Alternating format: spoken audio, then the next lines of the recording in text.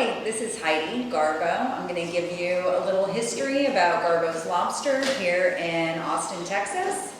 I'm originally from Mystic, Connecticut. My family started a lobster company about 45 years ago. My dad and his brother, my uncle. We now have lobster pounds in Maine, Connecticut, and Nova Scotia. So I actually decided to leave New England and go down to Key West. Oh, guys. In Key West, I was working for a woman that said she couldn't pay me a lot, but she could continue with my education at a local community college. And so I took her up on that. She was a dentist, so I was in the dentistry for quite some time. I went down to Key West where I started my first food truck called Garbo's Grill. It's still there. We do everything from fish burritos to shrimp tacos.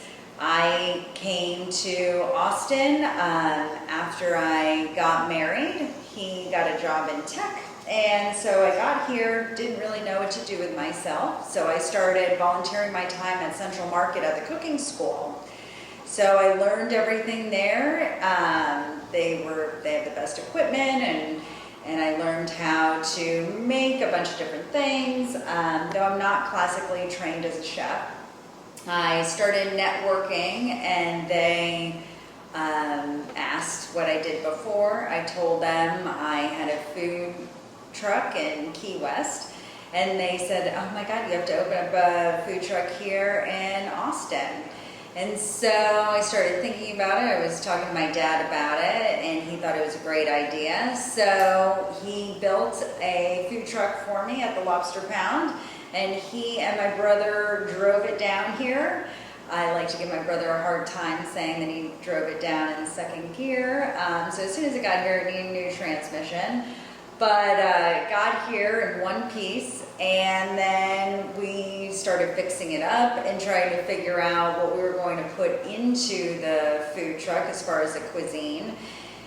And everybody does tacos and great burritos here. So again, it was my dad that said I should just fall back on what I know, which is New England cuisine. And that's what we did. He sent down a 25-pound box of lobster, and now we go through 2,500 pounds every 2 weeks. So we are actually the largest retailer of lobster in Texas. I'm just going to go over a little bit of our menu, We do everything from lobster mozzarella bites to burgers, and everything kind of has a story, but I'll just touch upon a few main items here. We have great calamari. It's fresh calamari from Point Judith, Rhode Island, which is a big port up in Rhode Island. We get it fresh, we hand cut it. It's served with our spicy aioli. Our house-smoked fish dip is mahi, and this is something that was very popular in South Florida. So we brought it here to Texas. We smoke the mahi, we mix it with some great stuff like garlic aioli and sour cream. It's served with our grilled sourdough bread.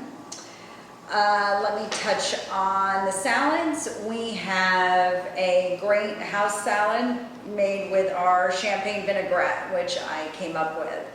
We make all our dressings in-house, as well as our seasoning. It's Garbo's house seasoning. So everything we do with a lot of thought behind it. Our bread, which is the only thing we don't have in-house, comes to us from a company outside of Houston called Slow Dome, so that's baked for us. I actually had to go there for the first time when I met them and show them exactly how we wanted the bread. It is a New England style top split bun. So everything has a lot of thought behind it, including our Caesar salad. We use boquerones in our Caesar dressing. Boquerones come from Portugal. which is half of my family. Portugal is directly across from Massachusetts, and so they would sail over and actually end up in New England. So there's a bunch of Portuguese that are there, and so anyway, long story short, we make our Caesar dressing with these boquerones, and I feel like it gives it a more mild, not so fishy taste, which I much prefer. Our clam chowder is a recipe that my grandma Sophie came up with. We used to have it on Sundays, and we still make it exactly the same way. We make this like 4 times a week in massive vats. So everybody loves our clam chowder. There is bacon in it, so sometimes people ask for it not to be topped with bacon. That's fine. But it is something to mention that the bacon, we actually use bacon grease to saute the vegetable.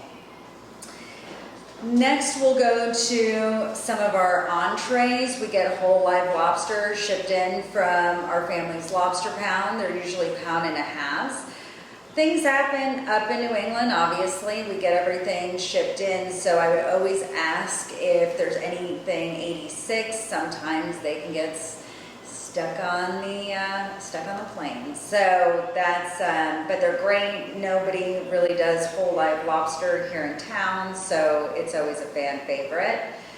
Our fried shrimp is amazing. We hand bread that. It's served with our house-made cocktail and graviche sauce. So graviche is our tartar sauce. It's just a fancy version of tartar sauce. It's made with tons of tarragon and the whites of hard-boiled eggs, and so that's what makes it a little bit different, but I think it really complements all our seafood really well. Our fish and chips is a standout. We get fresh fish flown in. We use a local Hefeweizen beer to make our batter. And it's served with hand-cut fries. You'll see, you walk into any of our kitchens, we're cutting fries constantly out of Kennebec potatoes. It is quite the process. So yeah, they're fantastic. Garbo's cheeseburger. When I was in my first food truck, we would go to all the farmers markets, and I met a guy who was a butcher, had a farm outside of Waco. And I went to his farm, and we came up with this special blend of chuck and brisket, and that's our burger. I figured if you're gonna have a burger on your menu, it better be fantastic. So I would always tell the guests to try it with lobster, make it a surf and turf burger, and we put butter poached lobster on top of that burger. We also have the fish burrito, which is exactly what I used to do in Key West. Fresh mango, we make a Caribbean aioli, grilled onion, jalapeno, cabbage, and the grilled mahi inside that fish burrito. I love it. You can also make it a bowl, which is really nice, so it's gluten-free. We have our spicy crab roll, which is the crab. We place that on the flat top. We melt the Gouda cheese with it, chop bacon, put it in our toasted bun, which is the same lobster roll that we use, and a little swipe of spicy aioli. We have our lobster grilled cheese, which is pretty self-explanatory. I always try to upsell with our wonderful tomato soup on the side. And then we will come to our lobster rolls, which are kind of our standout. Everybody comes here for the lobster rolls. 90% of our clientele have eaten with us on the food trucks first. So it's really important to ask if they've eaten with us as you come to a table. If they have, they've probably gotten a lobster roll. So I would actually introduce some of our other options that we have here in the restaurants instead of the lobster roll. If they haven't eaten with us before, then I would gear them towards the lobster roll. That's probably what they're coming in for. We have a couple of different kinds. The Connecticut is warm butter poached lobster meat inside a toasted bun. I say warm, it is not hot. Our lobster comes in, it's hand-picked for us. So that process is done in New England. They actually cook the lobster meat and then pick it out of the shell for us to deliver it to us. That way we're not paying for the weight of the shell when it's shipped to us. So it is really important that you know that the lobster is cooked, it's not hot, otherwise it would be cooking it even longer, and that's not something you want. So it's warm butter poached lobster meat inside the toasted bun, topped with our house seasoning, fresh lemon juice, and scallions. We also have the Maine style roll, which is my personal favorite.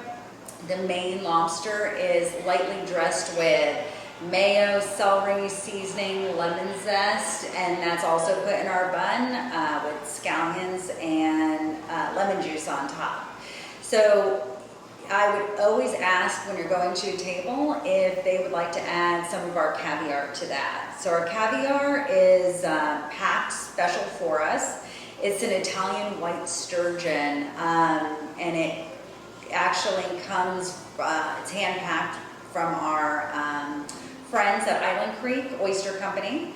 They hand pack our caviar. That's a funny story. We go there in the summertime, and that's where we get all our oysters from as well. But I was walking by, and they do special oysters for some amazing restaurants like Per Se. And so I asked for my own oyster, and it takes many years to make an oyster. So they said, well, we can't give you an oyster now. They had just started packing out caviar, and I said, well, what about a caviar? So that's kind of how we got into it. We are the only ones we were the first ones that they packed caviar for, and we're so excited. We're the only ones in Texas that they pack special for.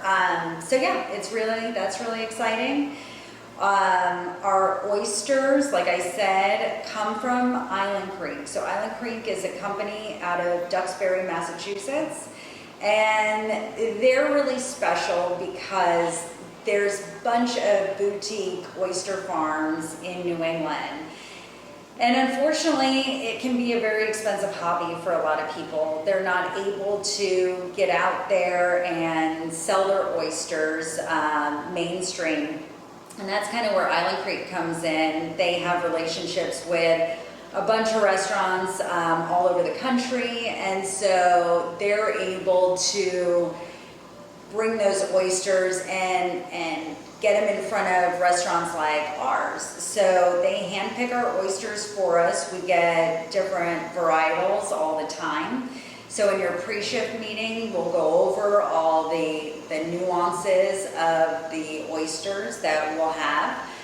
Usually it's 3 different kinds, and yeah, they're all very different. We have oyster books at our location, so you'll get to see the difference that how they're actually grown, and the different regions, and anyway, it gives it different, they actually call it terroir instead of terroir. So that's really cool. It's almost like wine in that sense, where depending on how they're grown, that's the difference between the oysters. All oysters are actually, they start out the same, exactly the same, baby seedlings, and then depending on where you place them and how you place them is the difference in the taste. So Gulf oysters, very monotone in flavor, really big. Up north, they're small, sweet usually, and they have different tastes. So that is a little history about our oysters, and again, during your pre-shift, we'll go over all that. We also usually have a seasonal lobster roll, so that varies from time to time. We do everything from hatch chili lobster rolls to truffle buttered rolls, so it just depends on the season. The only other thing that I really want to touch on is the Del's frozen lemonade we have at all of our locations. Del's is something that I grew up with. In the summertime, you would have a frozen lemonade on the beach, and we're the only ones in Texas that actually have this Del's frozen lemonade. So that's really special. So if you get anybody from Rhode Island specifically, but a lot of people in New England now know Del's, it's very nostalgic. So, which is what I say about our entire cuisine. It's a very nostalgic cuisine. So you will hear everybody's stories, and you have to be very patient with everybody. They all want to talk, and I think that's really what sets us apart. Our food is really straightforward. We get great quality food brought into us. And like I said, it's a very nostalgic cuisine, but I'm not reinventing the wheel. It's really about the hospitality, and that's what we try to focus on first and foremost. It's those special touches that we try to do for all of our guests. We really want them to have a special dining experience with us. Doesn't matter if it's a full family or if it's a date night. We really pride ourselves on unpretentious, affordable luxury. So that's, I think, what really sets us apart from anybody else in town. I also want to, you'll have a bar class, hopefully with Josh Loving. He is our beverage director. He is a friend of mine. He owns his own bar in Austin called Small Victory, which is fantastic. And I asked him when I had my first restaurant if he could come in and do our cocktails and our beverage list, which he does so well. He pairs everything so wonderfully.